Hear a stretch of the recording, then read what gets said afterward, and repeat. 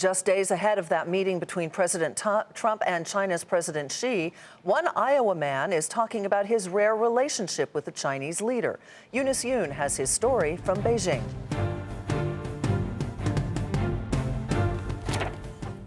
Yeah, so there's my mom.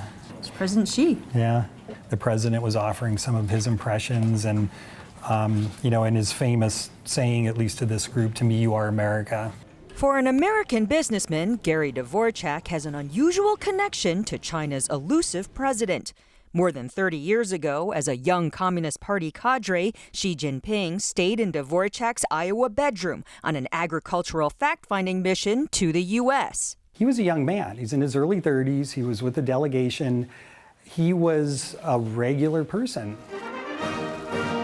But this week, now President Xi is making another trip to America, this time to meet President Trump. So this is our house. Welcome.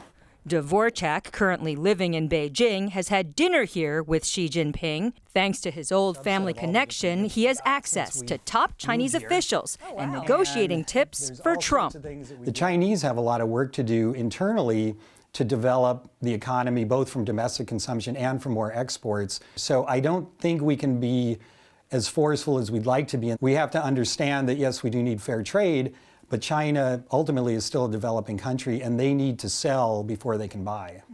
So what do you think President Xi wants from this meeting? I think he would like to have the rhetoric toned down a bit, even though it's all talk for the most part, really. It's culturally, the Chinese do not like that level of conflict.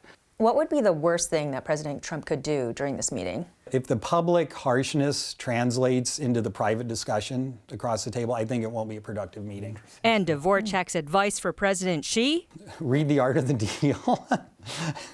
Because a lot of what he's doing, he's done over and over his whole life. That's what I think would be very helpful for President Xi, is to understand the style, understand the approach he's going to have.